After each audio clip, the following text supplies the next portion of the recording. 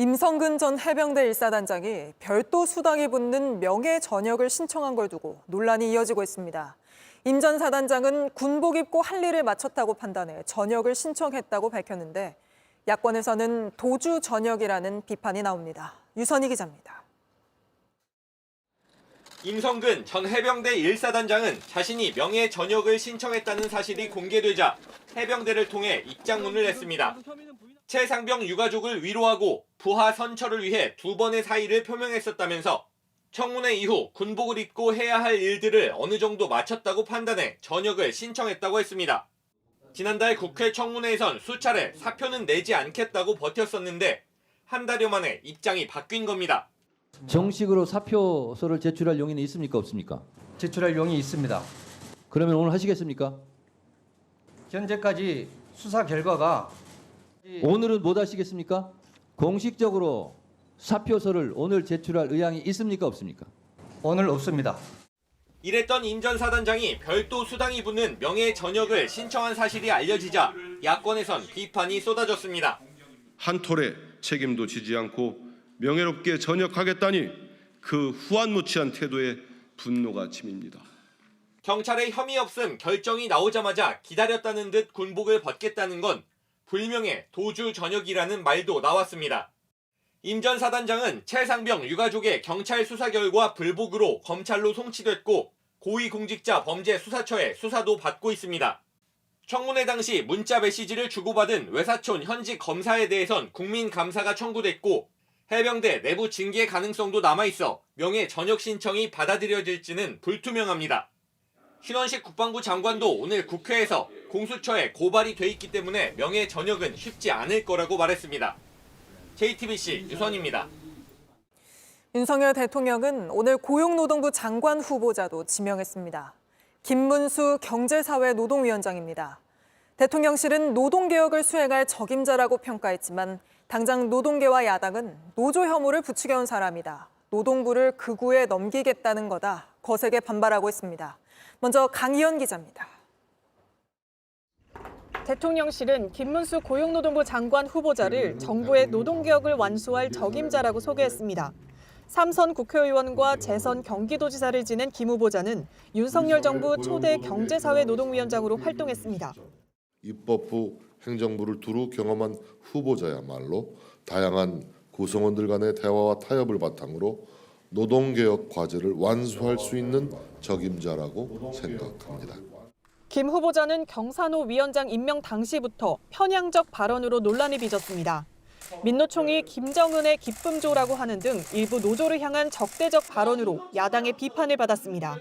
당장 김 후보자는 야당이 단독 처리 의사를 밝힌 이른바 노란봉투법에 대해서도 반대 입장을 밝혔습니다.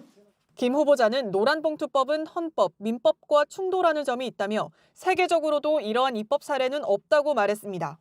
또 현재 우리나라 최저임금 수준이 상당히 높은 수준이어서 너무 올리면 부작용이 있을 수 있다며 최저임금 인상의 속도 조절을 시사했습니다. 야당은 김 후보자 지명 철회를 요구했습니다. 김문수 내정자는 더 이상 극우 유튜버 그 이상도 그 이하도 아닙니다. 노동계에서도 극우 반노동 막말을 일삼는 김문수를 앞세운 노동개혁 시도를 중단해야 한다고 반발했습니다. JTBC 강연입니다. 보신 것처럼 피해는 계속 늘고 있는데 애초에 판매사들에게 줘야 했던 정산대금은 어디로 사라진 건지 여전히 알 수 없는 상황입니다.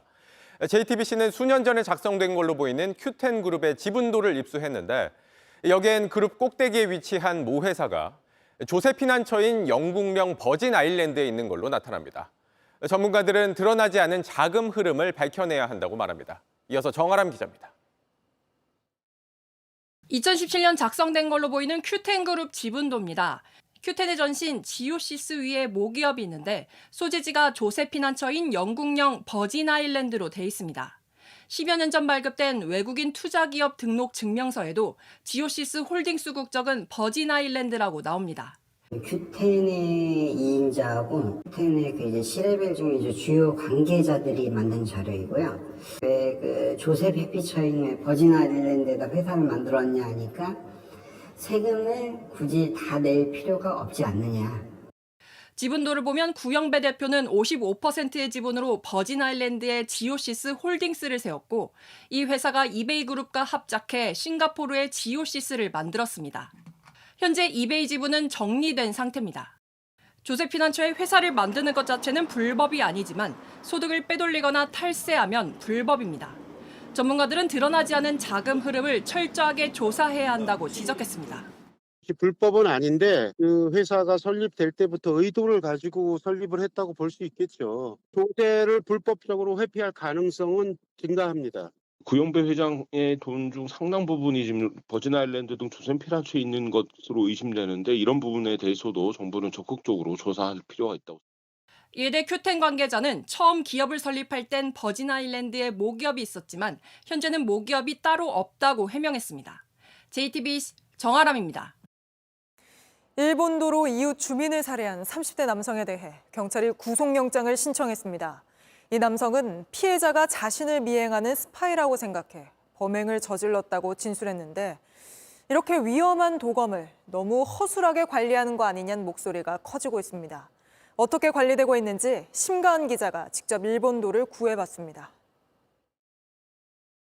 소방차와 경찰차가 잇따라 지나갑니다. 지난 2021년 서울 강서구 화곡동 빌라에서 남편이 아내를 살해했습니다.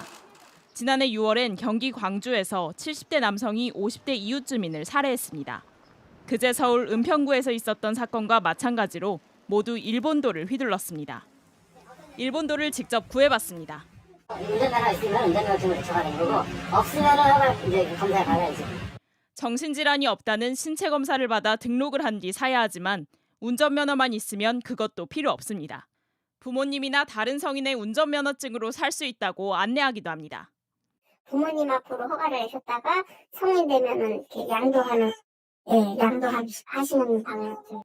심지어 온라인에선 판매 자체가 불법이지만 신분증조차 없이 손쉽게 살 수 있습니다.